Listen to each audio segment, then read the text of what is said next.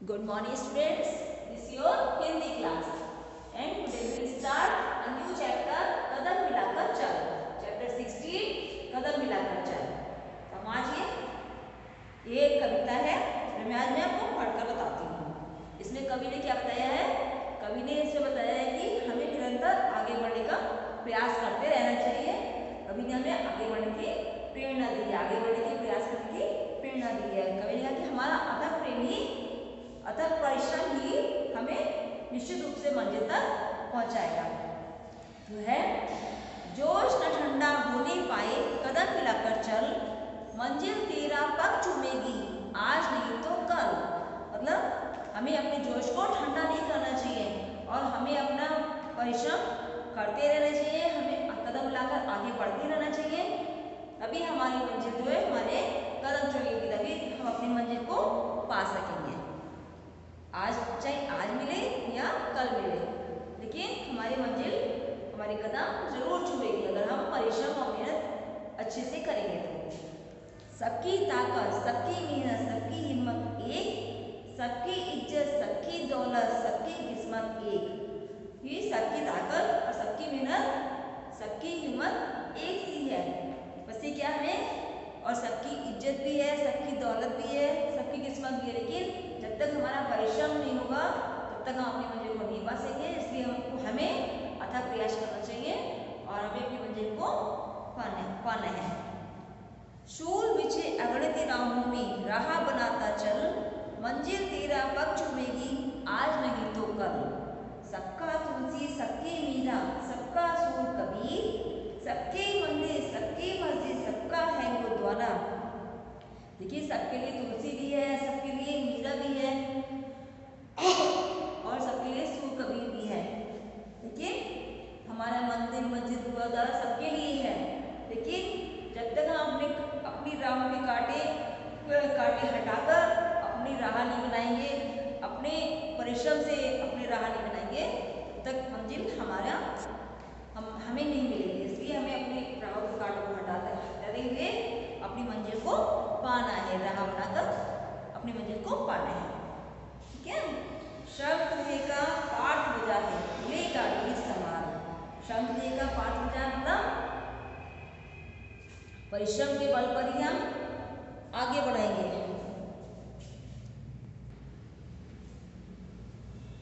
शंख का पाठ बजा है ले गाड़ी सवार, मंजिल तेरा पग चूमेगी आज नहीं तो कल। छोड़ दे नैया अरे खिवैया मझधार तुम्हारा डेरा, खून पसीना बहा के अपना ला फिर नया सवेरा। मतलब देश की ओर से ये शंख हो चुका है कि ये ऐलान हो चुका है कि जब तक तुम अपना परिश्रम नहीं करोगे, तुम अपने को अपने किसी काम में इन्वॉल्व नहीं करोगे, तब तक तो अपनी मंजिल को नहीं पा सकते। इसलिए अपनी मंजिल को पाने के लिए जो भी हमें संदेश मिला है, देश का संदेश मिला है, कवि संदेश दे रहा है कि हमें अथक प्रयास करके अपनी मंजिल को पाना है। और छोड़ दे नैया छोड़ दे खिवैया मझधार तुम्हारा डेरा।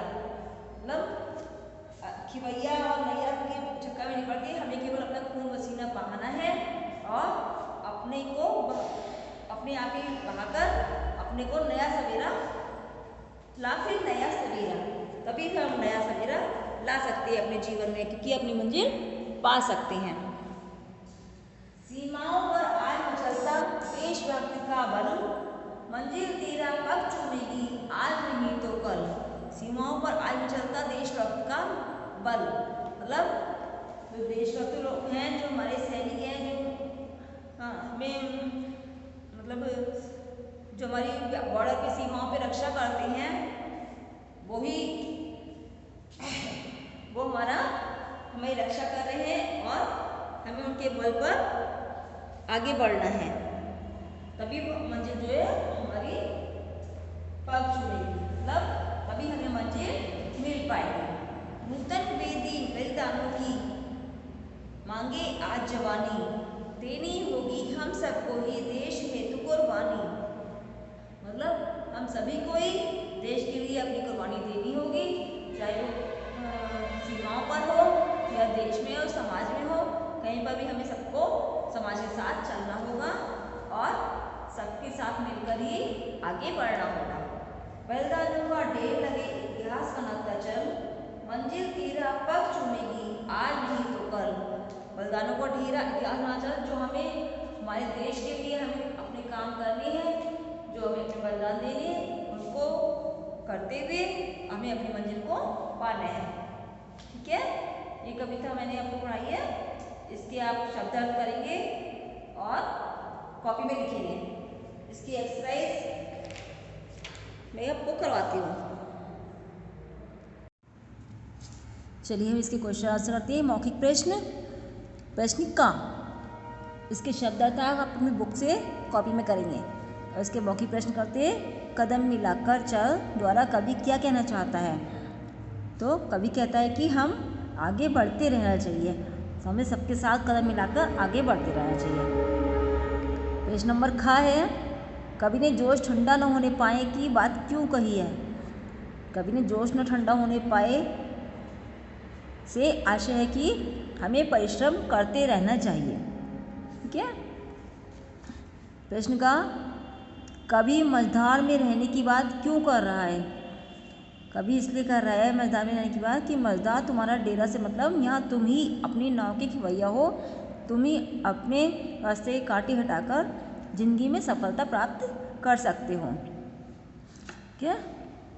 प्रश्न ख है, ये गीत हमें क्या करने की प्रेरणा दे रहा है? तो ये गीत हमें, इसका उत्तर है, ये गीत हमें अथक परिश्रम करके आगे बढ़ने की प्रेरणा दे रहा है। ठीक है, ये सारे क्वेश्चंस आप अपनी कॉपी में करेंगे। अब हम बुक में करते हैं। बुक की एक्सरसाइज, सही उत्तर पर टिक लगाइए। तो का है, कौन सा हित सर्वोपरि होना चाहिए? कौन सा हित सर्वोपरि होना चाहिए? व्यक्तिगत हित, सामाजिक हित या राष्ट्र हित? तो राष्ट्र हित सर्वोपरि होना चाहिए। आप राष्ट्र हित पर टिक लगाएंगे। खा है, शूल बिछे अगणित राहों में, इस पंक्ति में शूल से क्या अभिप्राय है? कांटे, कष्ट या बाधाएं? तो किससे? कांटों से। कांटे से, कांटे पे टिक लगाएंगे। ठीक है। अबे हाँ या नहीं में उत्तर लिखिए। तो लक्ष्य निर्धारण के बाद हमें आराम नहीं करना चाहिए, ये गलत है। हमें लक्ष्य निर्धारण करके उसको अपने मंजिल पाने के लिए आगे काम करना चाहिए, इसलिए यहाँ पर नहीं आएगा। प्रयास करने से हमें सफलता अवश्य मिलती है, हाँ ये सही है, यहाँ पर हाँ आ जाएगा। कवि ने अनेकता में एकता का संदेश दिया है, तो ये हाँ सही है, क्योंकि इसमें कवि ने कुछ लाइनों में, कुछ पंक्तियों में अनेकता में एकता की बात भी कही है। मंजिल तक पहुंचने के लिए हमें ये हमारा जोशीला होना अनिवार्य है, हाँ ये भी सही है, यहाँ पर हाँ लिख देंगे। ठीक है। अब काव्यांश को पढ़कर प्रश्नों के उत्तर दीजिए। देखिए काव्यांश जो है, इसमें से हमें छांटकर इसके आंसर लिखने हैं। सबकी ताकत, सबकी मेहनत, सबकी हिम्मत एक, सबकी इज्जत, सबकी दौलत, सबकी किस्मत एक। शूल बिछे अगणित राहों में राह बनाता चल, मंजिल तेरा पग चूमेगी आज नहीं तो कल। कवि ने इसमें कहा है, अनेकता में एकता की बात कही है कि हमें सबको मिलकर, सबकी ताकत, सबकी मेहनत और सबकी हिम्मत से मिलकर ही काम करनी है और आगे बढ़ना है, अपने रास्ते के कांटों को हटाते हुए आगे बढ़ना है। तो इसका प्रश्नों के उत्तर देंगे हम इसमें से ही। कवि ने सबकी सर्वनाम का प्रयोग किस संदर्भ में किया है? कवि ने सबकी सर्वनाम का प्रयोग इसलिए कहा है कि हम सब मिलकर ही देश को आगे बढ़ा सकते हैं। हम लोग सब अपनी मेहनत और ताकत मिलाकर तो ही हम देश को आगे बढ़ा सकते हैं। इसलिए खा क्वेश्चन है, कठिनाइयों को पार करने की बात किन पंक्तियों में कही गई है? शूल बिछे अगणित राहों में राह बनाता चल, मंजिल तेरा पग चूमेगी आज नहीं तो कल। इन पंक्तियों में कवि ने कठिनाइयों को पार करने की बात कही है। ठीक है। उत्तर नंबर ग है, उपयुक्त काव्यांश के माध्यम से कवि क्या संदेश देना चाहता है? तो इस काव्यांश के माध्यम से कवि कहना चाहता है कि सबकी ताकत, मेहनत और लगन के बल पर ही हम अपनी मंजिल पा सकते हैं। मतलब देश पे कोई परेशानी आ रही है, देश पे कोई विपत्ति आ रही है, तो उसको हम लोग सब मिलकर ही अपने परिश्रम और लगन से उसको दूर कर सकते हैं। घ क्वेश्चन है, एकता का अभाव प्रगति में किस प्रकार सहायक है? तो एकता के बल पर ही हम सम्मिलित परिश्रम करके अपनी राह बना सकते हैं और मंजिल पा सकते हैं। ठीक है, ये सारे क्वेश्चंस के आंसर आप अपनी कॉपी में करेंगे। अब है कविता की पंक्तियाँ पूरी कीजिए। तो है नूतन बेदी, हमें पीछे बुक में से देखकर आप लिखेंगे नूतन बेदी बलिदानों की डैश जवानी है, तो ये क्या होगा, मांगे आज जवानी। देनी होगी डैश है, तो देनी होगी हम सबको ही डैश कुर्बानी, तो देश हेतु कुर्बानी। नूतन बेदी बलिदानों की मांगे आज जवानी, देनी होगी हम सबको ही देश हेतु कुर्बानी। तो ठीक है, आप ये सारी अपनी बुक में भरेंगे और क्वेश्चन आंसर जो है वो कॉपी में करेंगे और इसको करके मुझे सेंड करेंगे।